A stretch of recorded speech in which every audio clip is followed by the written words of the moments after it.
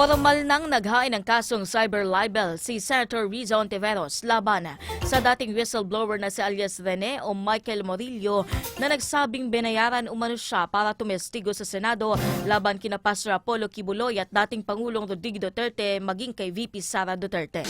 Dawit din sa reklamo ang isang abogado at 5 social media personalities dahil sa pagpapakalat umano ng fake news.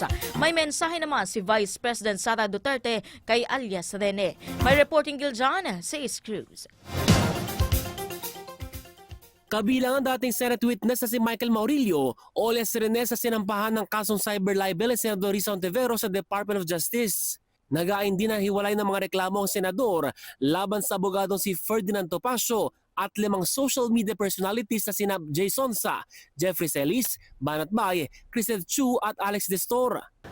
Tiwala ang legal team ko na may sapat na katibayan para dun sa akusasyon ko ng cyber libel. So pag mudmud man ng video ni Michael Maurilio o pagdagdag at pagkalat ng sarili nilang mga kasinungalingan. 2024 nang tumestigo si alias Rene sa Senado na sinaktan umano siya ni Pastor Apollo Kibuloy at inabuso umano ng ilang miyembro ng Kingdom of Jesus Christ. Pero sa isang online video, lumantad si alias Rene at nagpakilalang si Maurilio at sinabing binayaran umano siya para tumistigo sa Senado. Mensahe ngayon ni Ontiveros sa mga vlogger na nagpapakalat sa video ni Maurilio. At yung pagdagdag pa ng mga kasinungalingan ng mga vloggers na ito ay atake din sa mandato at kapangyarihan ng Senado. Ayan din ang gusto nilang busalan. Nauna nang humingi ng tulong si Ontiveros sa National Bureau of Investigation o NBI para imbestigahan ang kinaroroonan ni alias Rene na sinabing kinidnap umano. Gayun din ang pagkakakilanlan ng nagpakalat ng video.